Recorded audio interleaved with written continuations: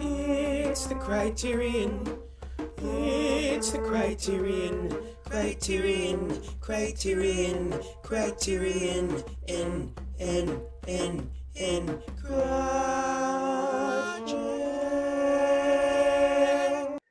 Hello, everyone. Welcome to a new episode of the Criterion Project, the podcast where we talk about the Criterion channel and collection.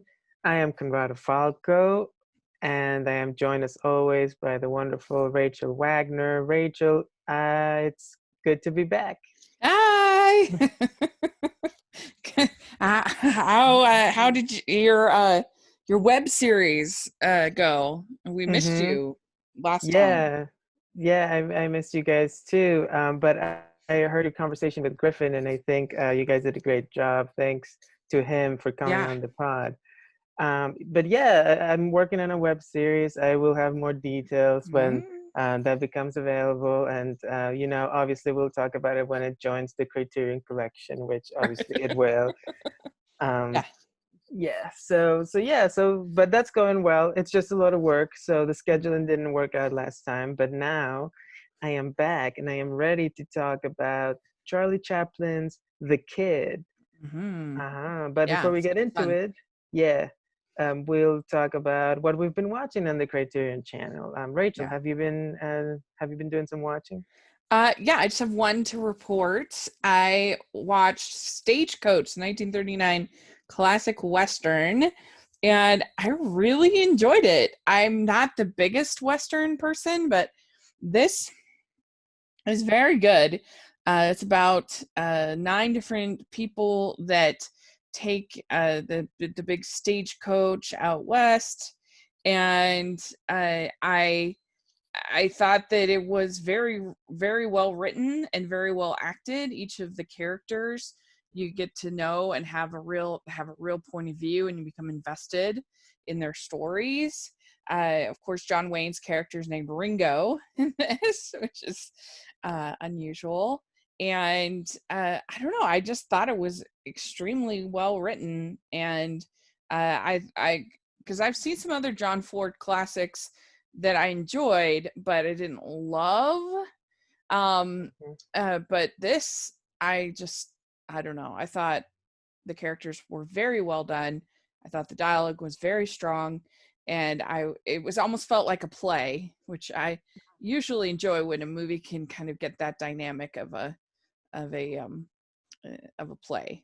With the characters. That really Stagecoach is the movie that I think that made John Wayne kind of like a movie star, right? If I remember correctly. So what do you think of his presence in the movie? He's great. I mean, you can see why people would have seen it and said, this is a movie star. This is a guy with that charisma, that thing, that it factor. He's really, really good in it.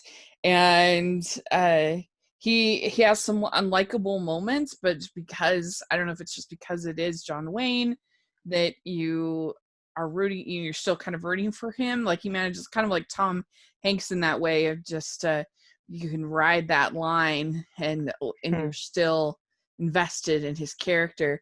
And I thought, I don't know, I just thought it was really good. I really enjoyed it. And it has those big vistas, and the way it used the black and white cinematography was beautiful.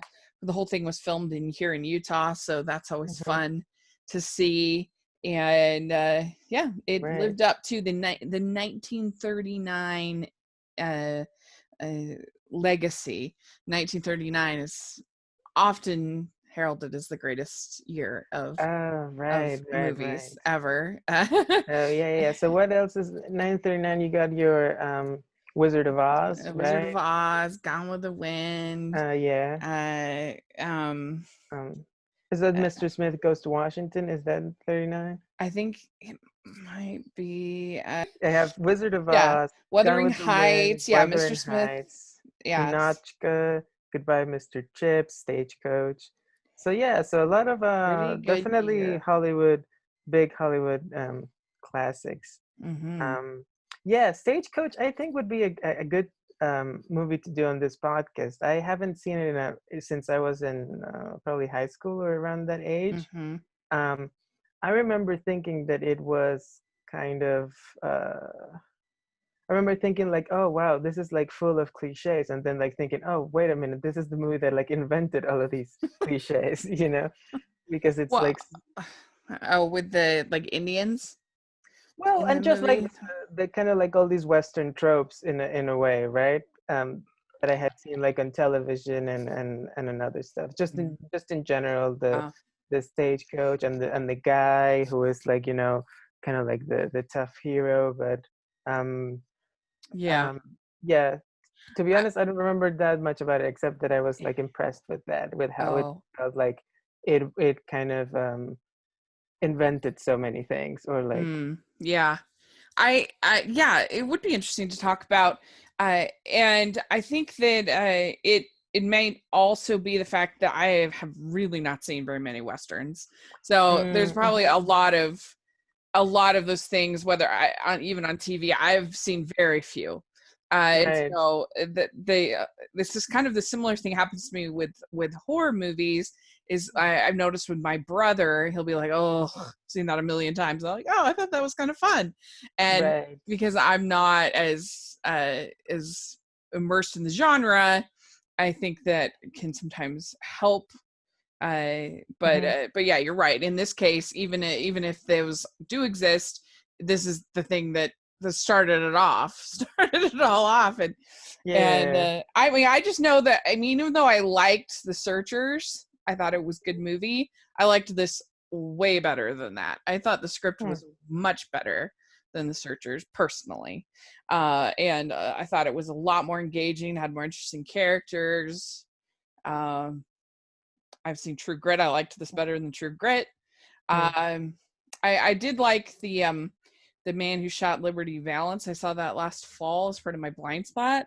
That was Mhm. excellent, and that's probably better than this. But uh, so I'm trying to kind of over time see more of these Western Mhm. classics. I've seen High Noon. That's really excellent. Uh, Right. so Yeah. anyway, yeah, it's kind of fun Yeah. to Um, get to we do. should definitely do a Western on the show at some Yeah, point. I that'd don't be think we've fun. done any, and such a big part of American movie history, Yeah, Hollywood history. So that's yeah, true. definitely for Have the you got docket. Have you gotten to see anything on the Criterion Channel? I have actually. I've well, actually, to be honest, I've been watching some other Charlie Chaplin movies because after Mm. watching The Kid, I got inspired for that. But I do have a couple other recommendations of movies by directors that we've covered before in this podcast. One of them is Vagabond by Agnes Varda, and this is a movie that she made in 1985, and it's about a basically a woman who is a vagabond. She has we at some point we learned that she had used to have a kind of like an office job, but that wasn't for her, and she wanted to have like a different kind of life, and so she started just like wandering around the countryside in France, and um, the movie, I mean, it's just not a spoiler because it's the very first scene, but the movie opens with the police kind of finding the woman's body, and then it kind of like flashes back to trying to say in kind of there's a narration by Agnes Varda actually, which makes it kind of interesting. She says like, I heard about this woman who died and I wanted to kind of tell her story, so I went around asking the people who saw her in the last couple of months of her life what she was like, and I reconstructed it here in this movie. And so that gives it an interesting kind of setup, even though that is actually not really true. The movie is completely fictional from what I can uh, tell and from what I've read about it, but it gives it an interesting sort of documentary feel about um, how this woman uh, is treated and by these people that she meets. And it's not always horrible, but it is she's obviously in a very difficult position, and it's kind of like this idea of like how poor people can or cannot live in this world, right? And what how does society help them? How does society just dispose of them? So Mm. that was really very, very moving and interesting to me. And Yeah, I've never heard of that one. yeah, have you seen it? No, I've never heard of it. Mm-hmm.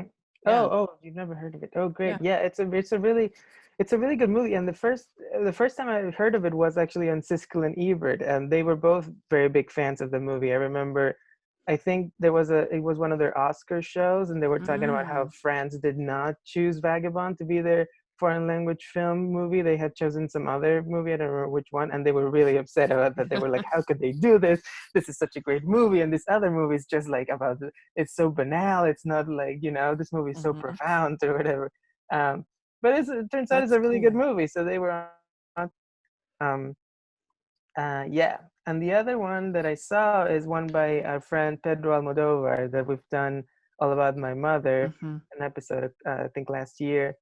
And the movie that's available on Criterion is called High Heels, which is one that I've never seen, and it's a very it's kind of like a mystery noir sort of situation in which there's a mother and a daughter who both have had a kind of like there's a man is killed, and turns out the mom and the daughter both have had relationships with this man, like romantic, right? The daughter was married to him, and then the mother, who's returned from Mexico where she was working, had an affair with him years before. And so it becomes like a question of like, did one of these two kill the man, and why, and what happened? And there's a lot of twists and turns. It's a very, very plotty movie, but kind of fun in that way. Some of the twists, one really big twist you can see coming, I think from the very beginning, because of the nature of what it is. I won't spoil it just in case, but I think there's so many others that work so well that they make up for it. So if you're kind of like you like the Almodovar feel and you want something that's a little bit more noirish, and kind of like out there with like mothers and daughters having conversations, and then there's also some really beautiful moments of like the relationship maybe reconciling itself towards the end, then I definitely recommend High Heels. Cool. That's another one I haven't heard of. I've heard of some of his movies, but I've never heard of High Heels. So I'll have to check it out. Definitely not one of his most well known or well regarded. I also hadn't seen it ever, despite being a pretty big Almodovar fan, and I think part of it is because it wasn't, I don't know, it's just for some reason it's not under the radar. It's not regarded as one of his best, but and I would say it's not the very best that he's done, but I thought it was really good, and it has some really great moments. That's cool. That's good. Very good. Well, let us know if you're listening. Let us know what you've been watching on the channel. We'd love to hear what you've been finding, because I got a lot of good new stuff on there. Yeah, and you can do that on Twitter at our Criterion account, which is at Criterion Pod. It's at acriterionproject@gmail.com. So well, there you go. Send us your emails and your suggestions. We'd love to hear it. Yeah, definitely. And since we're on the topic, why don't you also go on iTunes and give us a review? That would be really great. We would love that. Please. Yes. All right. Well, let's talk about The Kid. I'm excited to talk about it. Yeah. So The Kid, 1921, Charlie Chaplin's first feature-length movie. Even though it's a little under 1 hour, but it's widely considered to be his first feature. And it is basically the story of the little tramp, who is, Chaplin's the character that he plays basically in all of his early movies, at least, and how he finds a baby in the street and then ends up adopting him in a way. I mean, not officially, but he just takes care of the kid. And but then there's the situation of the kid's actual mother, and when she comes back looking for her kid. So what do you think of this movie, Rachel? This movie is so cute. It's adorable. I really enjoyed it. I think it's not as funny as some of his others, but it's just really cute. So that was my response. Oh, this is so cute. And I think I'm always trying to decide whether I like Buster Keaton better or I like Charlie Mm. Chaplin better. Keaton is a lot funnier, I think, like as far as pure madcap physical comedy. But there's definitely a sweetness to Chaplin that is very endearing. And I think that in this, it's very endearing. Mm. And him and this little boy are so cute. Yeah. Yeah, I could totally see what you're saying about the Keaton Chaplin sort of situation. I think I agree with you. Keaton, I think I think if he's funnier, it's probably because he kind of builds his movies more around the gags than Mhm. and about the stunts that he's gonna do, and he does some incredible stunts, right? And some like things that are like really dangerous that you can't. At least I can't believe that he Yeah. was willing to do the stuff that he was willing Amazing. to do, and they're absolutely amazing. And whereas Chaplin, I think, is more interested in telling like more of a, like you say, like a more like an emotional story, right? And I think that's really present in this movie. Yeah, I think once he transitioned into longer movies, he kind of transitioned into more of this emotional uh, kind of storyteller that we associate with him. I think I've seen some of his shorts, which is what he was doing during the basically the 1910s, and those are really funny and different. I think in a essential way, they're more comedies and they're more built around the gags. And then once he had to, really create a narrative, I think it's when it turned towards the kind of stories that we usually associate with him. Mm-hmm. Yeah. Yeah. Yeah. What do you think of this one? Yeah. So I had never seen this one before. I had seen some Chaplin back when I was younger, probably my teenage years. And I had this thing, like you were saying with Keaton, that I watched some Chaplin and I thought that was good. And then I watched some Keaton and I was like, oh, I think this guy is more for me. I really like him. And then, of course, you start reading. And because Chaplin was such a big figure in his time and Keaton was the opposite, right? He was very underrated and he had a harder time making movies for a long Mm-hmm. time. He wasn't remembered, and his movies, people thought they were lost, and then they were found. So a lot of writing and the things that I was hearing was about how underrated Keaton was and how overrated Chaplin was, and I feel like I kind of fell into that, and I just Mm-hmm. accepted it without actually having seen that much. But now I watched The Kid, and I loved it, and I was so surprised because it was. I mean, like you say, it's really, really cute and it's really lovely and it's very emotional. But I think it's also has so much other things going on, Mm-hmm. in my opinion. And after watching it, I've been watching other Chaplin films. The other day, I watched The Gold Rush, and I thought that was also like that, and I was so Mm-hmm. impressed. And I was like, oh my god, now I feel like all I want to do is watch more Chaplin movies. I'm suddenly like rediscovered him. Yeah. And the last person in the world to do that probably, but to realize that Chaplin's great. Yeah, he was just one of those. He's so expressive in his eyes. So he's one of those Mm-hmm. silent stars that got so much out of just his eyes and the expression and his surprise and his caring and his what he would show just with his Mm-hmm. face. I Mm-hmm. think goes a long way. He's got a great, I think, um how would you describe, like a cheeky smile, like when he does something Hmm. that's like a little naughty and then he has like a smile and looks at the people. I think he is so funny when he does that. It's such a great face for comedy, right? Hmm. Yeah, yeah. Like when they're doing the whole like window scam Yes. in his big sort of like his big eyes, his look of concern, all the different things that he does to kind of make the little scam or whatever that they do.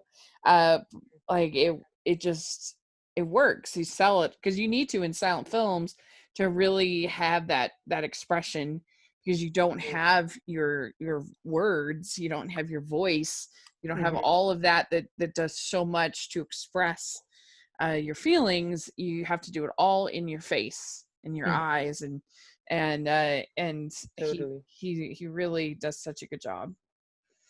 Mm-hmm. And even in the beginning is a little bit more madcap with him kind of When trying he's to yeah, trying to rid of get the rid of the baby. baby.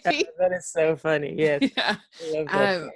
but it works and it's funny. And but then there's also some really sweet moments, like just when he's cooking for the kid.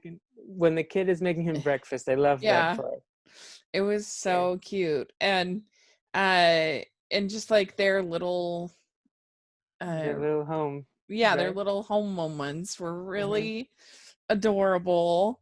Yeah. And uh so yeah, I Mm-hmm. that was sort of my, I was just like, oh, this movie is so cute. Mm-hmm. And I think it's no wonder, especially if you think of the, you know, sort of the times in the early 20s when it was released, that they, it must have been a real crowd pleaser. Mm-hmm. Totally. And Mhm. since you're talking about that as well, I was something that I realized, and now watching these movies, Mhm.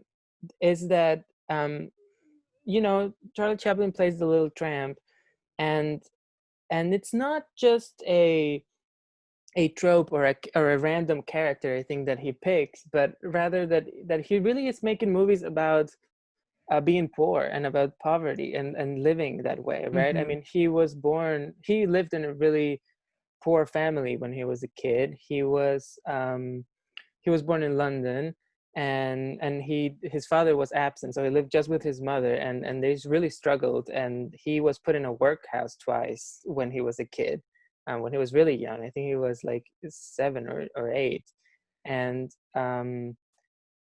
so he really knew what it was like, to live in those conditions. And I think he makes the movie, and it's really cute, and it's really loving the way that he and the kid form a bond, and how they're able Mhm. to have a loving kind of family despite everything that is Yeah. working against them. But I also really connected this time around with how hard the world is that he is portraying. I mean, Mhm. he was a very kind of left-leaning, social conscious sort of person who like later got in trouble for his politics and had to flee the United States, in the 50s.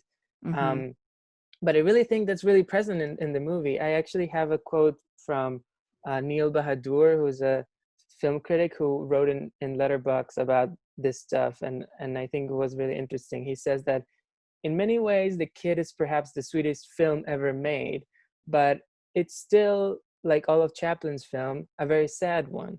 There's still barely enough to eat. Authorities still antagonize only the proletarian classes. The proper care and attention of an orphanage only causes social disruption. Even as charming as the window breaking sequence is, the tramp and the kid have to resort to illegal work in order to make enough money to afford to eat. The welfare officer refuses to even speak to the tramp and speaks to him through a surrogate in the tramp's own home. And I think that is really on point. I think that, Mhm. despite of all the comedy and all the sweet emotion, there is really this idea of the world being a really unjust and tough place. What Mhm. what do you think Yeah. of that? No, I think there's a lot of truth to that for sure. Also, I do kind of like though that it, that he that the tramp isn't a miserable character. Like it Mm-hmm. shows the I think that sometimes we immediately kind of combine. I'm not saying that poverty is, you know, happy, joy, fun, but there's a lot of very wonderful families that are living that are Mm-hmm. living good lives in the, you know, in those situations. And sometimes I think that not that we should gloss over, but that it's helpful to kind of see the humanity, I think, Mm-hmm. in people that still are positive and having really productive Mm-hmm. families. And I know that was something that was so impressive to me when I was in high school, when I watched Hoop Dreams, Mm-hmm. and I had this kind of idea of like, because again, I was in high school, I had this idea of like people that were on welfare and, you know, just sort of this thing. And then I watched Hoop Dreams, and it changed my perspective of that these were people that were trying so hard and uh were such admirable, wonderful people, and just it added that perspective. And I think that's what film can do. And so when you can see all the different sides of a group of people, I think that's helpful. Yeah, Yeah. totally. And yes, it's definitely something that really, I think it bothers me about some other kinds of movies about poverty. I feel like a lot of the time directors are really interested in showing how miserable and horrible it is to live Yeah. in poverty, and the characters are really just like totally uh totally miserable the whole time. And I mean, you know, I am broke because I don't make that much money, but I don't consider myself to be someone who's like lived in poverty their whole life. So what do I know? But you know, from what I know about the little experience I have with it is that um, uh, you can't. I mean, I don't know. Living in poverty is hard, but if you are going to be miserable, you can't be miserable the whole time, because then you could not exist, right? There is this sort of having a loving family, bringing Yeah. the comedy in, having a good disposition is necessary to make it through that life. And that This, rings really true to me about this movie. yeah. This might seem like a weird example, but I think it's in contrast. You look at something like Joker, where Mm-hmm. everyone was horrible to him. Everyone was awful. There was nobody that was kind, or, you know, that and I know that they're trying in that case to paint a metaphor, but that was one I thought when I saw the movie, I thought about this one when I was on my mission, this one woman who would sell cans, would turn in pop cans so that she could have money to feed the missionaries and other people in her neighborhood and different things like that. And she was just such a lovely human. And I, I was watching that movie and I was thinking, where's Sister Turner in this movie? Where's that one person? There has to be one person, in this that is kind. And I think every neighborhood, I don't care if it's the most, the most drug-ridden neighborhood in the world, has a Sister Turner in the neighborhood. And I don't know. And so I that the contrast of when you see this sort of more, I think it makes you want to kind of serve and help more when you see hope, I think, for me at least. And you see the positive nature, good nature in something like this. And obviously both sides can be done well and both sides can be done badly. But I do think there is something to this character of the tramp that I could see it being something that brought a lot of people a lot of hope. Yeah. Yeah, that's interesting now you bring up hope, because this brings me to something else I want to talk about the movie, which is the ending, which I had a lot of feelings about it, kind of conflicting. And in some way, it seemed like a convenient ending, right? It didn't ring fully true to me, having seen what happened before of the tramp. Just, he gets locked out of his door, and he is woken up by the cop, and they take him to the woman Right. who has got the kid, and then he's reunited and it's all happy. And that felt a little strange to me. I mean, it's lovely, it's really, it's what you want to happen, right? Because otherwise it would be so sad and miserable. It's really a really lovely, happy ending, but at the same time there was something about it that felt like, to me, that I don't know if this would have actually happened. And I think that's kind of, I wonder if that's on purpose or not, um by Chaplin, like putting A little this, bit of a fairy tale kind of. yeah, and being a little bit of like, yeah, this is what we all want to happen, but does it actually happen in real life? Like, let's think about it, I wonder if there's that element to it. Yeah, it definitely is kind of a little bit of a nursery rhyme kind of ending to the story, and the fact that they get kind of taken in by and the boy gets reunited with the mother, and I mean in reality the boy would just be taken away from the tramp, and then he never would get to see him Yeah. anymore. But they even acknowledge basically that it's a dreamland. Yeah, with the dream sequence, huh? Hmm. That comes before. Yeah. Yeah, I think there's also like I think it's implied, maybe not totally outright said, but I think we get the feeling that if the woman was not this famous Hollywood actress, then maybe they wouldn't even have given the kid to her, right? They would have just put the kid in a home or something, or in Maybe. the orphanage. I think that's also kind of a little bit there. But yeah, let's talk about that dream sequence. There's two things that I don't love about this movie, and one of them is the fact that there is so much kissing on the mouth between Charlie Chaplin and the kid, which I don't know why I have this pet peeve about kissing kids in the mouth. I really don't like it. so Okay. so that there's a lot of that. So that Uh-huh. as cute as I found the movie, anytime that happened, I was like, ooh, like a little bit like I don't like this. Yeah. And the other one is this dream sequence that is very long, and I don't know. How do you feel about that? Um, I was fine with it. Yeah, I guess I can see that it is kind of long as far as in the 53-minute movie. It's a pretty good chunk, but I thought it was cute. It was okay for Mm-hmm. me. Yeah. It made me feel, like when you like in Singing in the Rain when they get to the Hmm. ballet part, and it Yeah. kind of like, it's like this whole detour from the Hmm. plot, and it's just this like kind of spectacle. It felt a little bit like that to me, like a Broadway short, ballet. Yeah. yeah, like a short within the feature or something like that. Hmm. And it was cute, but it was like, I want Hmm. to get back to the kid. Like, what happened? Yeah. I can Um, see that. Definitely the strongest part of the movie was when they were doing their little scheme, and when they were just cooking and playing house and all mhm. that. That was definitely the best part of the film.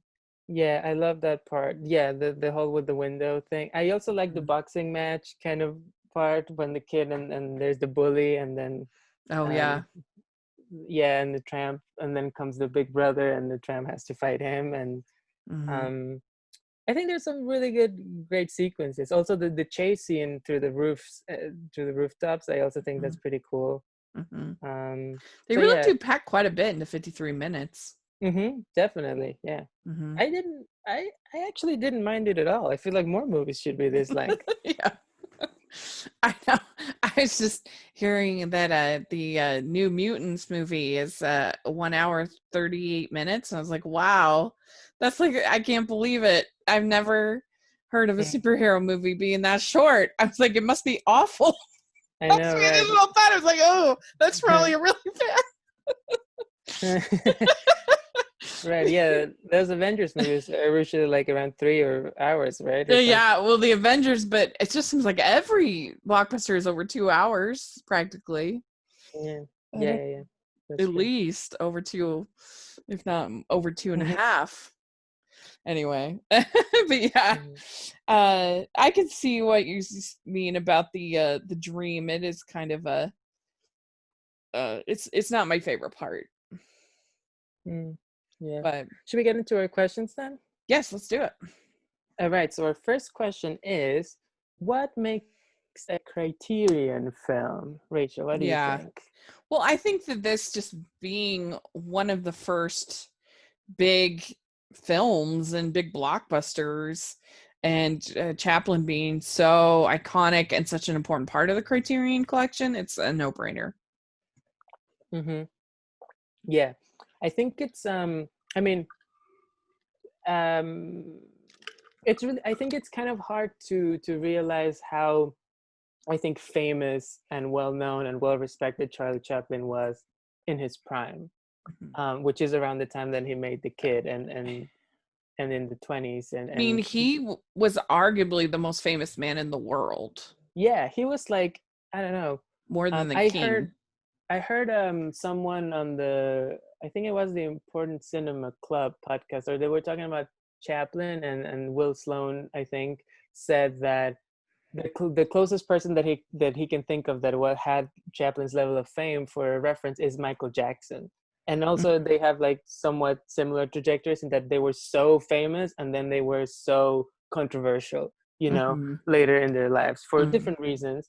But Mm-hmm. but yeah, it was really that thing. He was the most famous man in the world, and I feel like he's still kind of synonymous with like classic film. Like I think Mm-hmm. you can show a picture to most people and they will be able to tell you who that is. Mm-hmm. Yeah, um that's true. and it's Definitely. for a reason. I mean, he was really, really uh adored by the audience, and he was actually, weirdly, because that is not always the case for the people who are the most popular, also really respected by critics and by historians. So I think it makes total Mm-hmm. sense that almost like all of his features are in the Criterion collection, and I think most of them are. Yeah. um so yeah. Yeah, it um makes a lot of yeah, sense. I would say that maybe the one, the question more becomes like, where do you think the kid fits with his other movies, right? Because I think there's a lot of people who think the kid is it's maybe too melodramatic, like it's too sentimental, it's Mm-hmm. not as funny, it's not as, so what would you say about that? So I've seen, I think, Modern Times, Mm-hmm. and I've seen, um, oh gosh, what's it called? The Great The Dictator. I've seen The Great Dictator. I've seen, yeah, Modern Times is the one where he's in the factory, right? Mm-hmm. Yeah. Okay. And I think I actually own that one. I've seen City Lights, Oh yeah. I think. I think Modern Times is my favorite. I think that's why I own it. I really That's the like one. the whole Yeah. the sequences in the assembly line are really funny, I think, in that one. But I was really charmed by this one. I thought it was really cute. And so Mm-hmm. I'm trying to think. I feel like there's others that you said the Gold Rush. Um yeah, Mm-hmm. I've liked everything, all of his movies I've seen. I watched The Circus uh last fall. I enjoyed that. I don't know. Mm-hmm. What about you? Since you've seen some more recently than I have. Yeah, I mean, the kid, I was really surprised by the kid because I had always heard that it wasn't one of his best. That everyone, I think, like, at least from in my experience, it was always Modern Times, City Lights, Great Dictator. Those Mhm. are the great ones. And but I was so surprised by the kid, and I had almost never heard it be mentioned like among the great. But I think it's so good. I think it's so. Uh, I mean, it's so cute, like you're saying. It's so touching. It's so lovely, and it's also has a lot to say. I think about Mhm. what I was talking about all the things about living in poverty, and how do you even how do you make that work? What are the qualities that you need in order to survive that kind of life? Mhm. Yeah. So yeah. Yeah. It would be up there for me. But I've enjoyed everything I've seen of his, so just a fan, I guess. All right. Well, in that case, where do you think this movie would rank then in the pretentious scale, which is our lovely little scale in which we decide from 1 to 10 how pretentious is a movie, and I think what that does that mean about it? I don't think this is pretentious hardly at all. I mean, the only thing some people may struggle with a silent movie in and of itself, but if you can get people to beyond that, I Mhm. mean, I think it's super approachable. Yeah, I think like I think even for people who struggle with silent movies, this one is only 53 minutes, and it's so well done, and it's funny, and it's so accessible that I think I agree with you. Hmm. If anything, I would give it a 1, just because I Yeah. think there's maybe like a something there about Chaplin wanting to do something that is a little bit more than comedy. You know how it opens saying, "A picture with a smile and perhaps a tear." And I think that is kind of like a little bit of that kind of Chaplin wanting to be not just a comedian but also an artist, like bring it to the Mhm. next level. So Mhm. maybe there's a little bit of that, but within that, I think the movie was a huge hit for a reason. Yeah. Yeah. Yeah. A really crowd pleaser even today, I think. I would love to see this. There's a theater in Salt Lake with one of the oldest theater organs that is still working Wow. and running. Yeah, it's really cool. And you're actually, when you go in, you're surrounded by organ, like it's all around the whole room. And anyway, when you go and they do these silent movies with the theater organ, and it's a really cool experience. I would love to uh, see this there. But, who knows when they're reopening, but Hmm. someday I would love to see. I would That love to would see be this there. That would be so cool. That sounds great. I would love to see this, and just like give me a Chaplin marathon in that theater. Yes. I'll sit there. You Oh, know how people do those Marvel movie marathons the yeah. past 6 days? That will be me watching Chaplin movies. Yeah. Yeah. Me too. Um, Speaking of Salt Lake, something I don't know if you know this about the backstage story of this movie, but while it was being done, Chaplin was getting a divorce from his first Yeah. wife, Mildred Harris, and the footage of the movie became part of the case of the divorce. I think Mildred was saying that she should get that as part of like compensation for the divorce, Yeah. and so Chaplin had to hide, and he went to Salt Lake City to Yeah. edit the movie in secret. So I thought that Yeah. was I was going to talk about that in yeah.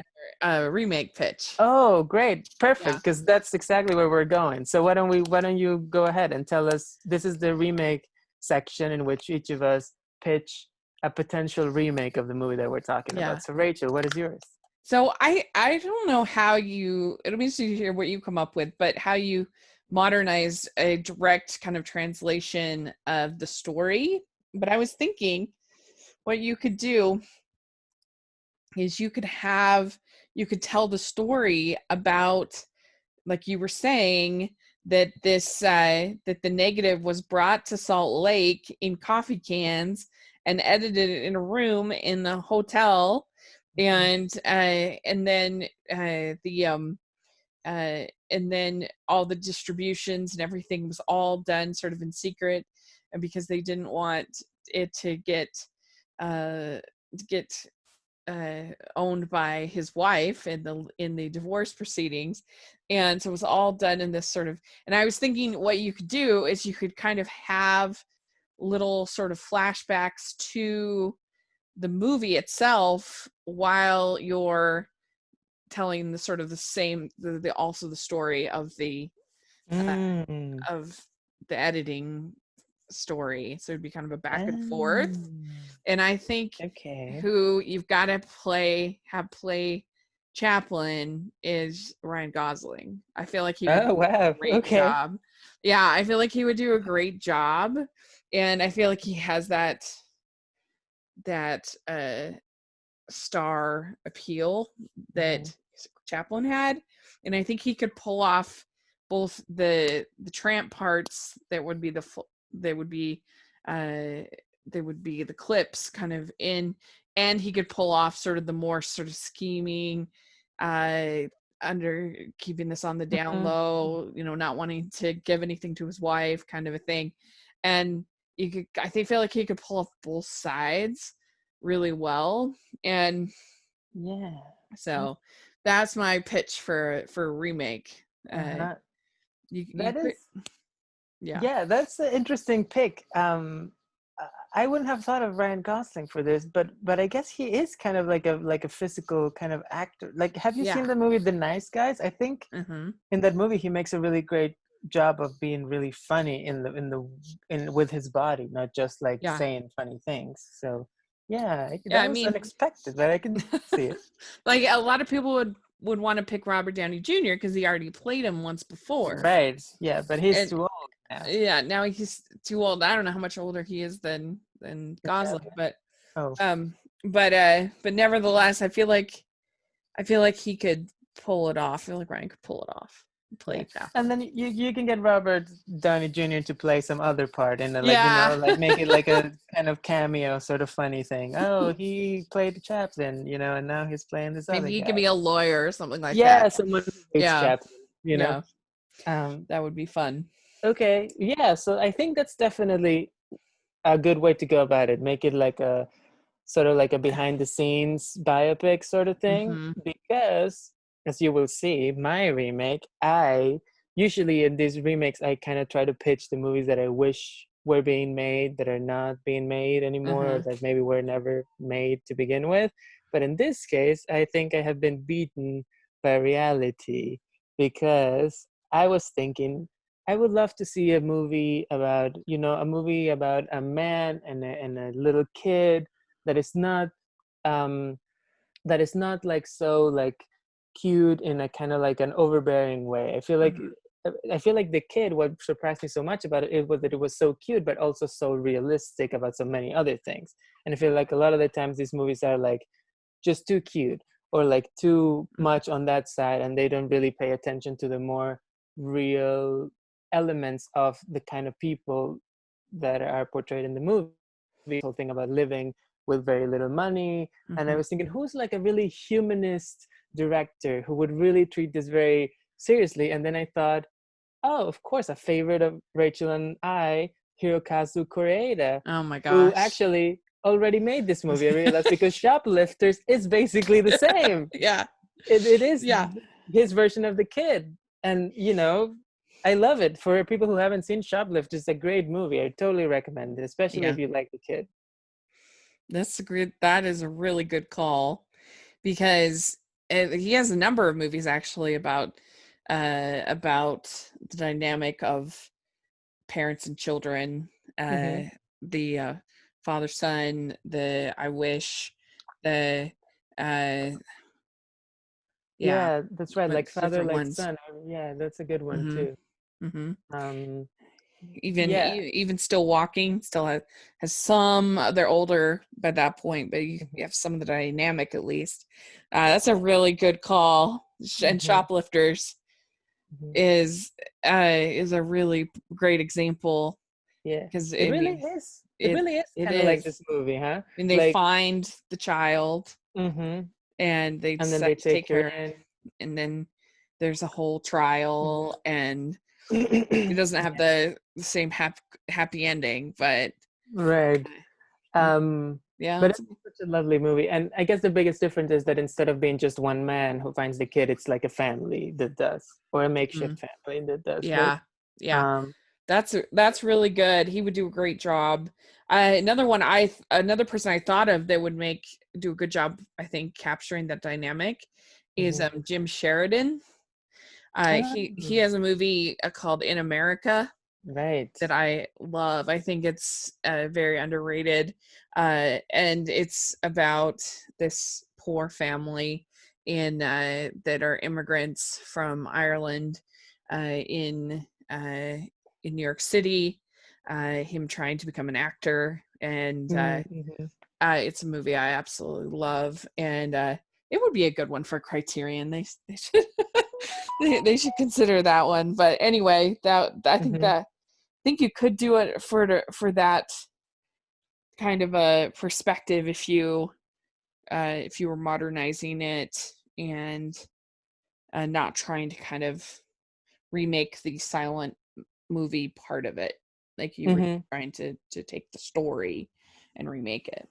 Right. Right. Okay. So Well, I think we have reached the end of our show for this time. yeah. But why don't we talk a little bit about what we'll be doing next time? Yes. So they have a new section over on the channel talking about marriage. There's like 21 movies. It's a big collection going on. And so we figured, well, we better talk about one of them. And so we were going to talk about A Separation. Mm-hmm. And I've never seen it, but I've Ah. heard nothing but good things, and about the director and about the film. Mm-hmm. So I'm looking forward Yeah. to that. And Uh, we're going to have a special guest. Yeah, I haven't asked her yet, but Oh, okay. we're hoping. But I'm thinking it should probably be here. I think we're thinking of having my wife on the show, Yeah. Sajda. So that'll be fun.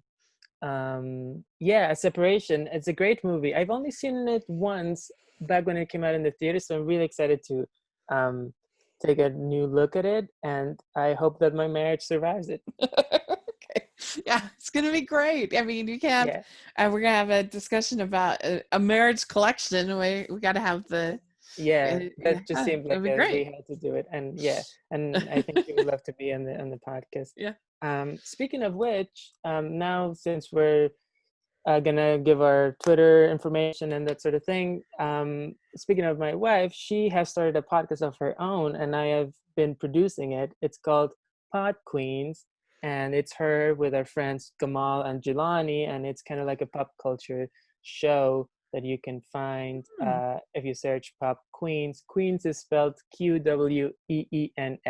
and we've talked about what have we talked about? The movie Gone Girl, astrology, Oh, Disney movie representation, and our latest episode's gonna be about RuPaul's Drag Race. So if you like that kind of pop culture talk and you want some from a kind of like non-white queer perspective, then I recommend you take a look at Pod Queens or give cool. it a listen Yeah. rather. Yeah, we'll have it in the description section. That would Uh-huh. be that's great. And yeah, and we've been doing some really cool stuff at Hallmarkies Podcast lately. They just announced a brand new CEO of Hallmark Crown Media. And Ooh. so there's going to be a lot, and they just announced their Christmas slate. Uh-huh. So they're very ambitious, and it's going to be How fun many to see. movies this year? They're supposedly claiming they're going to make 40 movies, but I think they're crazy. But they're going to make a lot. So Are they we'll making them see. now? Like Yeah, they're they're like making doing them. like the kind of like quarantine procedures, Yeah. like Yeah. social distancing movies? Yeah. Oh, Yep. great. And So so no I'm crowd scenes this season. I'm extremely skeptical that they Oh, will okay. pull that off that amount, but who knows? Who Mm-hmm. knows? But All right. anyway, they're going to make a lot of movies, so it'll be fun to see and what this Yeah. new CEO has to offer and her changes. And but anyway, so a lot of fun stuff going on over at Hallmarkies Podcast, and then over at my channel, we just posted the second episode of my female film critics speak out series, where I gather female film critics from all over, and we talk about our experiences and what it's like to be a woman writing about film these days. And I'm really proud of that series. And we just posted, like I said, the second episode. We have a big Wow. I'm already planning the next episode. So lots of good stuff going on in my content, and you can find me at Rachel's Reviews all over the place. So make sure to check that out. And so yeah, I'm really Great. fun time to. The one Mhm. benefit of this whole quarantine thing is it has, I think, pushed us all a little bit creatively to think outside the box and Yeah, that's definitely true. Well, so yeah, if you want to find me, you can go on Twitter and go at Coco Hits New York. You can also follow the Criterion Project at Criterion Pod, and you can follow Rachel at.